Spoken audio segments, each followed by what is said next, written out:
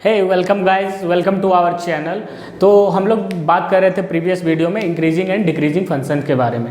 तो increasing and decreasing function पढ़ रहे हैं तो इसका क्या यूजेज है, आगे किस में काम देने वाला है, ये थोड़ा सा हम लोग जान लेते हैं। अगर आप ट्वेल्थ में आप लोग ज़रूर सोचे होंगे कॉम्पिटिशन एग्ज़ाम के लिए, जैसे हो गया जेई हो गया, नीट हो गया, या फिर अदर कॉम्पिटिशन के बारे में मुझे नहीं पता आपको मालूम है कि नहीं, मैं थोड़ा सा बता देना चाहता हूँ कि अगर आईआईटी और नीट के अलावा भी बहुत सारा ऐसा एग्ज़ाम्स है जो बोर्ड्स के बेसिस पे या उसका अलग एंट्रेंस होता है, तो उसके थ्रू भी आप बहुत अच्छे अच्छे कॉलेज में जा सकते हो।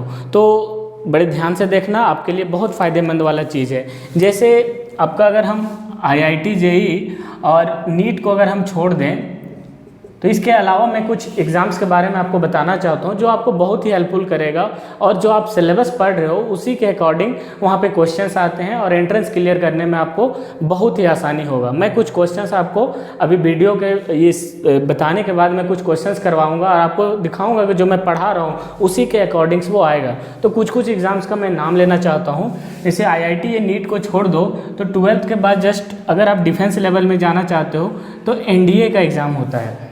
उसके बाद एक, अगर आप आईआईटी जेई में नहीं गए, इंजीनियरिंग डॉक्टर नहीं कर रहे हो, अगर आप जनरल कोर्स करना चाहते हो तो आपके लिए बीएचयू का एग्ज़ाम है, बीएचयू बीएससी होता है। एक आपका नेस्ट का एग्ज़ाम है। इन सब के बारे में थोड़ा आप रिसर्च करना, सर्च करना, और अगर आपको मेरे से जानना है तो आप कमेंट बॉक्स में आप लिख देना, मैं उसके बारे में डिटेल्स आपको बता दूंगा। बीएचयू हो गया, आपका एनडीए हो गया, आपका नेस्ट हो गया, आपका आरआईई हो गया, आपका सीयूसीईटी हो गया, आपका डीयू हो गया। तो ये इतने सारे एग्ज़ाम्स और ये इतने प्रेस्टिजियस कॉलेज है कि आप अगर आईआईटी नहीं हुआ तो निराश नहीं होना, आईआईटी सब कुछ नहीं है। उसके बाद अगर आप इन जगहों से कोर्स करते हो तो आप अपने आप को मतलब कमज़ोर नहीं पाओगे आप। ये भी बहुत अच्छा प्लेटफॉर्म है। और आईआईटी ऐसा नहीं कि एक बार ही नहीं हुआ तो आप नहीं पहुंच सकते आईआईटी में। आईआईटी में पहुंचने का भी एक अल्टरनेट है कि अगर आप ये इन सब से कोर्स कर लेते हो जो कि जनरल कोर्स है, तो इसके बाद अगर ग्रेजुएशन आपका कंप्लीट हो जाता है तो एक और एग्ज़ाम होता है आईआईटी जैम, आईआईटी जैम। तो इसके थ्रू भी यहाँ आप एग्ज़ाम एंट्रेंस क्लियर करते हो, जो कि सारा ट्वेल्थ के, अगर आप ग्रेजुएशन में पढ़ोगे तो वहाँ के सिलेबस से आपका एग्ज़ाम रहेगा, और ये जितना भी है आपका ट्वेल्थ बेसिस सिलेबस है, 11th एंड 12th है। उसके बाद यहाँ से आप डायरेक्टली जंप कर सकते हो फिर आईआईटी में। ठीक है, तो इस बात का ध्यान देना कि अगर आपका आईआईटी नहीं होता है तो निराश नहीं होना है। इन सब का एग्ज़ाम्स के बारे में आपको ध्यान देना है। अब हम लोग जो बात कर रहे थे आपका इंक्रीजिंग डिक्रीजिंग, तो उसका मैं यूजेज दिखाता हूँ कि क्वेश्चंस कैसे आता है। जो मैंने बताया था कल, आपको अगर ध्यान होगा कि इंक्रीजिंग डिक्रीजिंग फंक्शन, मैं आपको थोड़ा सा रिकैप करा देता हूँ कि जो इंक्रीजिंग और डिक्रीजिंग फंक्शन है वो क्या है। अगर हम इस ग्राफ में देखें, अगर हम बात करें इंक्रीजिंग का, तो इंक्रीजिंग का मैंने दो केस लिया था। एक मैंने बोला था स्ट्रिक्टली इंक्रीजिंग और एक बोला था सिंपल वर्ड इंक्रीजिंग मैंने बोला था। ठीक है, तो यहाँ दो ग्राफ में आपको अंतर दिख रहा होगा। एक ग्राफ क्या है कि एक सीधा ही वो बढ़ते जा रहा है और एक ये कुछ कहीं जगह पे स्टॉप कर रहा है। तो अगर हम इसमें हम देखें कि इंक्रीजिंग स्ट्रिक्टली किसको बोलते हैं, तो अगर हम दो पॉइंट को लेंगे x1 एंड x2, तो स्ट्रिक्टली मतलब होता है कि हर एक पॉइंट जो आगे वाला है वो पीछे वाला से क्या होगा, बड़ा होगा। यानी कि x2 ऑलवेज ग्रेटर देन क्या होगा, x1। और ये जो ग्राफ है फंक्शन y = fx, अगर हम इसमें पुट करते हैं इसका वैल्यूज़, ठीक है, तो वो भी क्या होगा, फंक्शन हमेशा बड़ा होगा। यानी कि अगर हम x2 पुट करते हैं तो fx2 ऑलवेज ग्रेटर देन क्या होगा, fx1। तो ये हो गया इंक्रीजिंग का स्ट्रिक्टली इंक्रीजिंग, कि कहीं आपको स्टॉप होते हुए वो नहीं दिखा।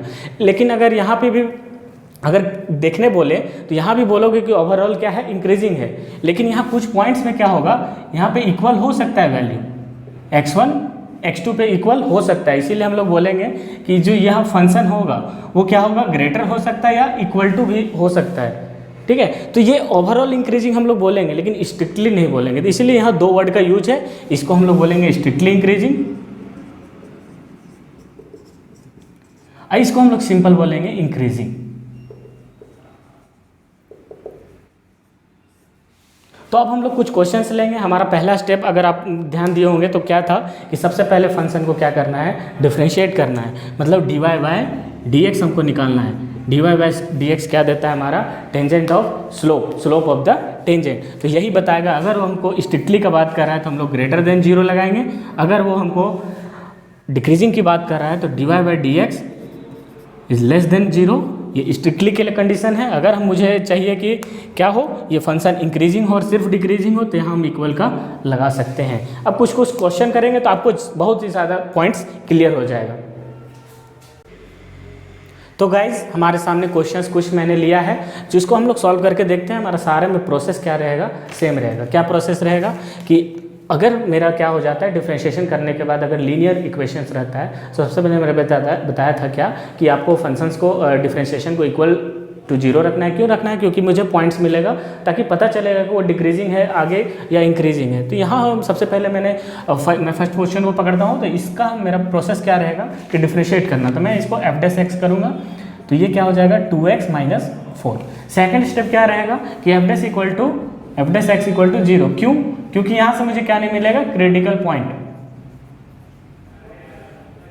इसी के अराउंड मुझे पता चलेगा कि इंक्रीजिंग होगा फंक्शन किधर और किधर होगा डिक्रीजिंग। तो इसको अगर 0 मैंने किया तो यहाँ से क्या हो गया 2x minus 4 is equal to 0। तो यहाँ से x इक्वल टू अगर देखोगे 4 उधर ले जाओगे 2 डिवाइड, तो 2 आ गया मेरा पॉइंट्स। नंबर लाइन में अगला स्टेप क्या है कि नंबर लाइन में आप उसको रख दो। यहाँ हो गया 2। अब मेरा पूरा नंबर लाइन कितना पार्ट में डिवाइड हो गया, 2 पार्ट्स में। एक इधर वाला पार्ट हो गया, एक इधर वाला पार्ट। अब 2 ही पार्ट में, एक पार्ट में या तो इंक्रीजिंग डिक्रीजिंग। तो मुझे क्वेश्चन में बोला कि इधर डिक्रीजिंग बताओ, इधर इंक्रीजिंग बताओ। तो पहला कंडीशन आप क्या लगाओगे, फॉर डिक्रीजिंग। फॉर डिक्रीजिंग क्या हो जाएगा, f dash x less than equal to 0। इसका ध्यान रखना, अगर स्ट्रिक्टली जहाँ नहीं लिखा हुआ है आप इक्वल टू लेके चलोगे। अगर स्ट्रिक्टली कहीं वर्ड यूज कर दिया है, मोनोटोनस यूज कर दिया, मोनोटोनस मतलब ये होता है इंक्रीजिंग या डिक्रीजिंग, तो ये वर्ड याद रखना कि मोनोटोनस बोलते हैं इंक्रीजिंग या डिक्रीजिंग। तो यहाँ मैंने सिर्फ इंक्रीजिंग और डिक्रीजिंग लिखा था, इसीलिए मैं यहाँ लेस देन इक्वल टू 0 रख रहा हूँ। अगर इसको मैं रख देता हूँ यहाँ पे, तो ये क्या हो गया मेरा 2x minus 4 less than equal to 0। तो यहाँ से क्या हो गया, s is less than equal to 2।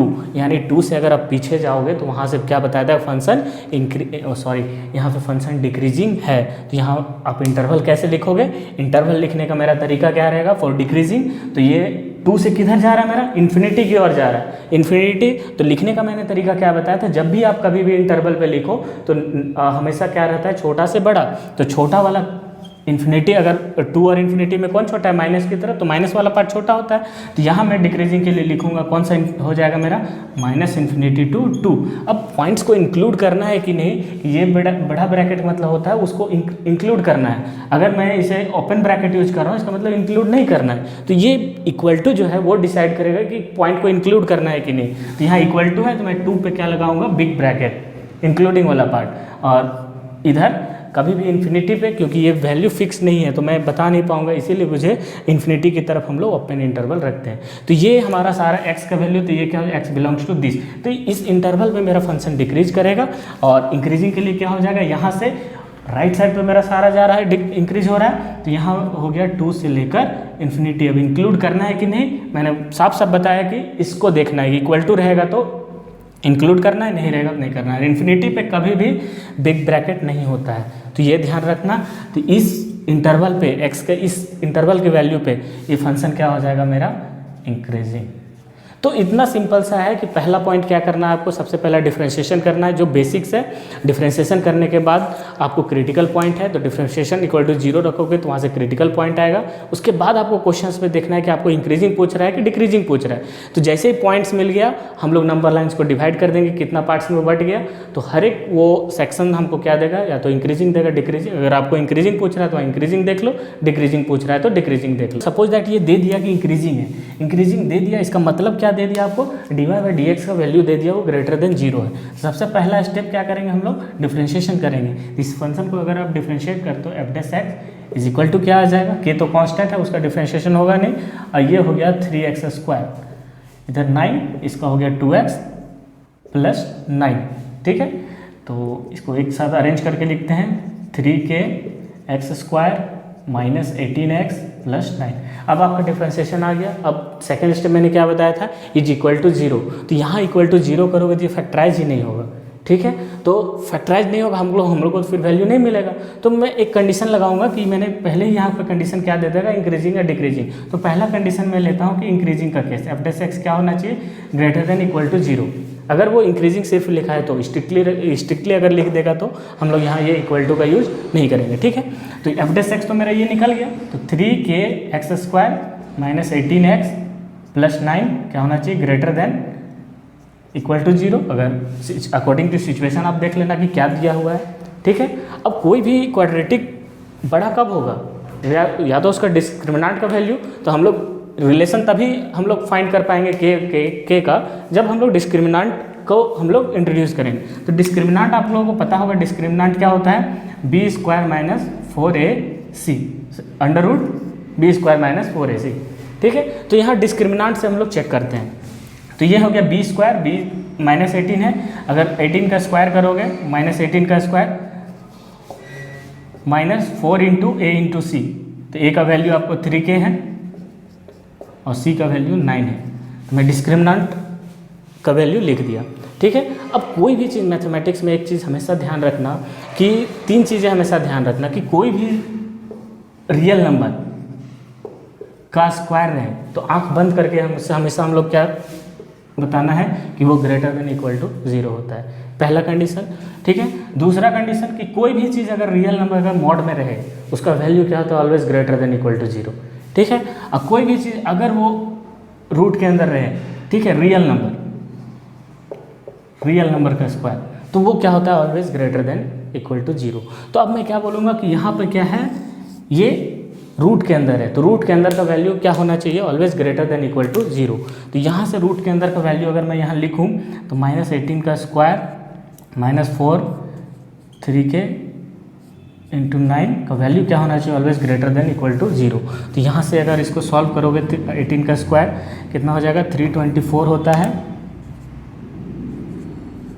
Minus 9 ये हो गया 108k greater than equal to 0, ठीक है। अब जिसका वैल्यू हमको निकालना है अगर उस पर नेगेटिव रहे, ठीक है, तो क्या करना है, सबसे पहले उसको पॉजिटिव बनाना है। और कोई भी चीज़ में अगर इनइक्वलिटी में आपको याद हो, अगर ऐसा इनइक्वलिटी है दोनों साइड अगर आप नेगेटिव से मल्टीप्लाई करोगे तो ये इनइक्वलिटी क्या हो जाएगा, चेंज हो जाएगा। ये हो गया पहला कंडीशन।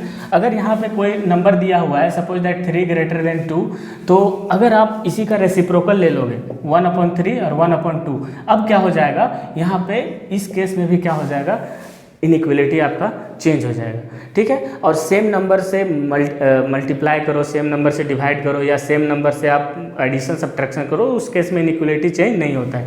तो यहाँ पे मुझे क्या करना पड़ेगा, नेगेटिव से मल्टीप्लाई करना पड़ेगा। तो यहाँ पे क्या हो जाएगा, इनइक्वलिटी चेंज हो जाएगा। तो नेगेटिव से मल्टीप्लाई करेंगे तो ये हो जाएगा माइनस 324, ये हो जाएगा plus 108k less than equal to 0। यहाँ पे ये आ गया। अब इसको हम फर्दर आप सॉल्व करोगे तो ये क्या हो जाएगा, 108k less than equal to 324, k is less than equal to 324/108, ठीक है।